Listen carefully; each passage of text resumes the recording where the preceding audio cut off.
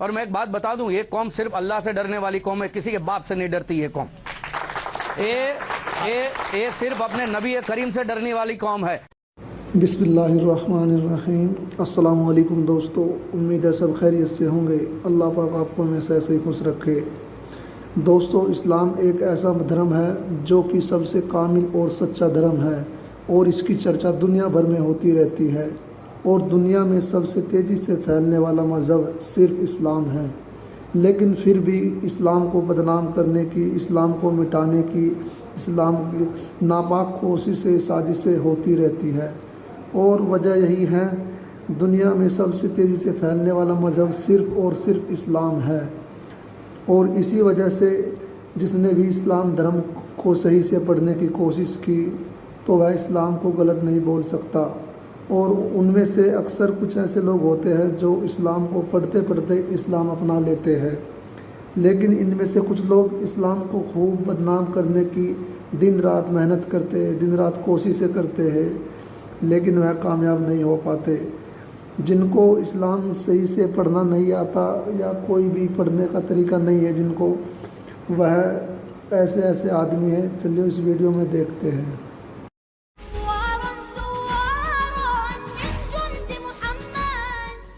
अस्सलामु अलैकुम दोस्तों, इस्लाम इकलौता ऐसा धर्म है जिसके बारे में हमेशा दुनिया भर में चर्चा होती रहती है और साजिशें भी खूब होती है।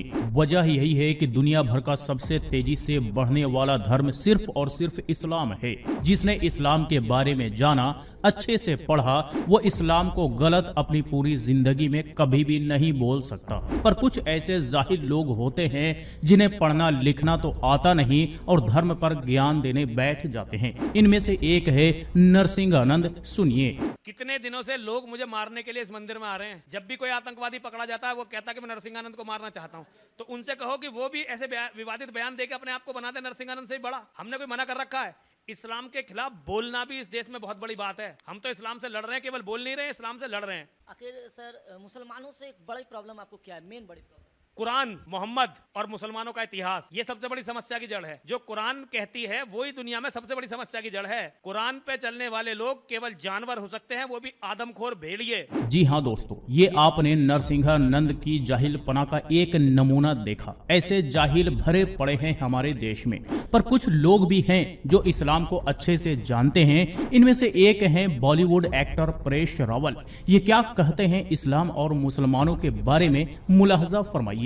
मुसलमान जो हमारे, ये बार बार ये कहना कि हमारे भाई है, हमारे भाई है, ये भाई है, भाई के बारे में भाई है, भाई ये बार बार नहीं कहते। लेकिन जिस मुसलमान के साथ में हम लोग अंग्रेजों के खिलाफ लड़े, 1857 का जो था, जो रिवोल्ट हुआ, तो भी हम लोग साथ में मिलकर किया।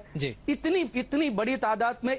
और मैं कहता हूं कि इतनी टेरिफिक कौम है, इनको साथ में लेने के बजाय कांग्रेस ने ये किया है, डिजाइन किया है कि इसको अलग रखो। क्योंकि जिस दिन हिंदू मुसलमान एक हो गए, जिस दिन हिंदू मुसलमान एक हो गए, कांग्रेस के बाहर कोई मुद्दा ही नहीं है। और मैं एक बात बता दूं, ये कौम सिर्फ अल्लाह से डरने वाली कौम है, किसी के बाप से नहीं डरती ये कौम। ये सिर्फ अपने नबी करीम से डरने वाली कौम है।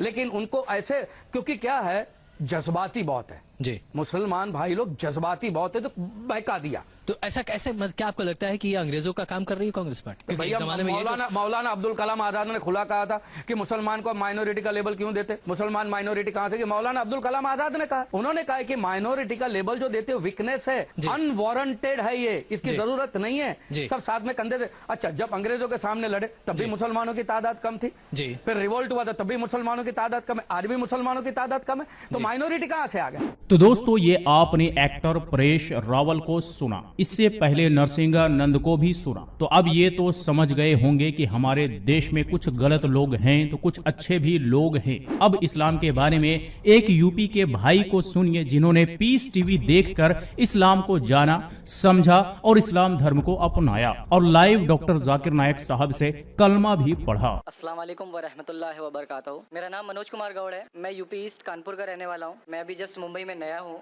मुझे यहाँ पे कोई नहीं जानता। कुछ दिनी भाई है जो मुझे जानते हैं यहाँ पे। सबसे पहले मैं आपका शुक्रिया अदा करना चाहता हूँ इस मंच के थ्रू, जो हमारे डॉक्टर जाकिर भाई ने यहाँ के थ्रू इतने सारे लोगों के बीच में मुझे ये मौका दिया कि मुझे आ करके अपनी किसी बात को कहने का मौका मिले। मैं एक ऐसी फैमिली से बिलोंग करता हूँ जो कि इतनी सेपरेट फैमिली है, जो कि मुसलमान का नाम नहीं सुनना चाहती है। इवन मेरे घर में मुझे पीस चैनल को देखने और सुनने की परमिशन नहीं है। फिर भी अल्लाह तबारक व तआला का एहसान है, करम है उनका कि मैं अपनी फैमिली का सबसे बड़ा बेटा हूँ और मुझको अल्लाह तबारक व तआला ने चुना और जरिया बना पीस चैनल, जिसपे मैं डॉक्टर जाकिर नायक और डॉक्टर इसरार अहमद, शेख सनाउल्लाह, जिनकी तकरीरें सुनता था, जिनसे मेरे सारे मिसकंसेप्शंस दूर हुए। और यूपी ईस्ट का रहने वाला हूँ, मेरी उम्र 25 साल है, मैं मुंबई में पहली बार आया हूँ, मैं यहाँ पे किसी को नहीं जानता था और अल्लाह तबारक व तआला से यही दुआ करता था कि अल्लाह ताला जब आपने मेरे को यहाँ तक पहुँचाया है कि इस्लाम को सही और गलत का जो मेरा कन्फ्यूजन था वो सारा दूर हो चुका, तो अब मुझे ऐसी जगह पे पहुँचाइए जहाँ पे मैं इस्लाम को पूरी तरह से फॉलो कर सकूँ। क्योंकि मेरी फैमिली में पूरे के पूरे फैमिली के मेंबर्स अगेंस्ट, कोई भी बंदा मेरी बात सुनने के लिए तैयार नहीं। मैं अपने घर में इस तरह से रहता था कि जैसे एक लैंडलॉर्ड के यहाँ कोई एक किराएदार रहता है, बिल्कुल इस तरीके से बिल्कुल नेग्लेक्ट करके वो लोग मुझे रखते थे।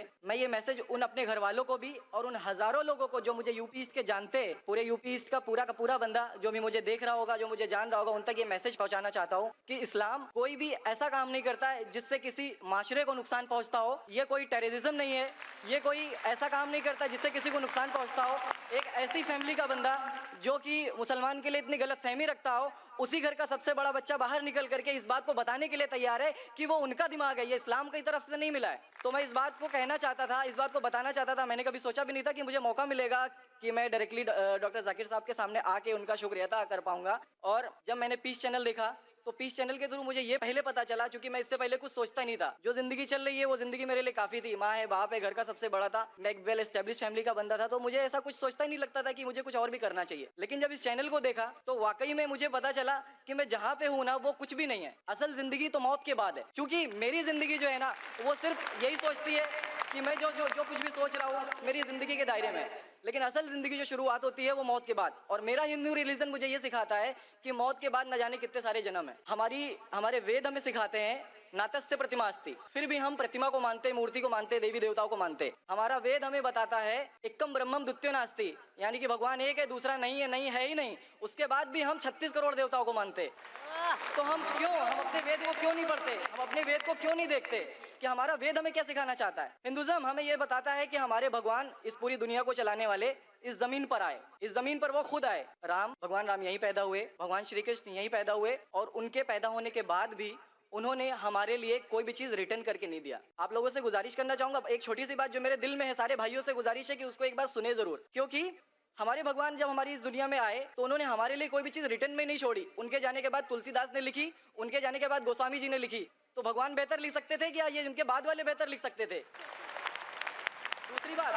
दूसरी बात, इस पूरे वर्ल्ड में ए से लेके जेड तक की कंट्री है। ए से अमेरिका भी होता है, ए से ऑस्ट्रेलिया भी होता है। हिंदुइज्म जो है सिर्फ और सिर्फ 3 कंट्री है, इंडिया, मॉरिशस और तीसरा नेपाल अभी घोषित हुआ है, ठीक है। और श्रीलंका, जहाँ पे भगवान श्री राम ने जा करके रावण का वध किया था, जिससे दशहरा मनाते हम, उनके क्रिएशन के बाद, जब उन्होंने बुराई पे अच्छाई की जीत पाली थी, तो जीत पाली थी उसके बाद, यानी कि भगवान जिन्होंने पूरी दुनिया को बनाया, हम ऐसा सोचते हैं, हिंदुइज्म ऐसा सोचता है, जब उन्होंने किसी स्पेसिफिक कंट्री पे जा करके वहां पे बुराई की हार करके अच्छाई की जीत कर ली, तो आज तक वो भगवान को पूजने वाले उस देश में हिंदुइज्म क्यों नहीं है? तो ये सारी चीजें, ये इस्लाम जो हमें सिखाता है, इस्लाम का जो मैसेज है, वो सारी चीजें हमें ये सिखाती है कि हम मिसकंसेप्शन पे ना जाए, हम देखा देखी पे ना जाए। अगर कोई मुसलमान गलत करता है तो हम ये नहीं सोचे कि वो इस्लाम है, वो मुसलमान गलत हो सकता है लेकिन इस्लाम गलत नहीं हो सकता।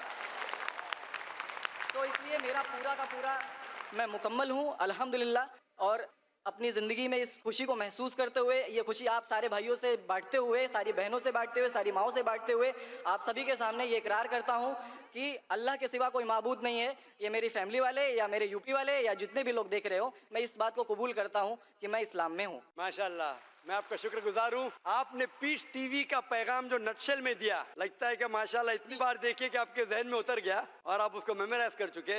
मैं शुक्रगुजार हूँ आपका कि आपने पीस टीवी का मैसेज एक नटशेल में दिया, और अल्हम्दुलिल्लाह जो भी आपने कहा माशाल्लाह, और जो आपने याद के हवाले के साथ जो श्लोका, माशाल्लाह आपने कहा कि आप एक खुदा में मानते हैं जिसका कोई माबूद नहीं। बिल्कुल। आप मानते हैं मोहम्मद सल्लल्लाहु अलैहि वसल्लम आखिरी पैगंबर है? कोई शक नहीं। आप इस्लाम कबूल करना चाहते हैं? बिल्कुल। माशाल्लाह।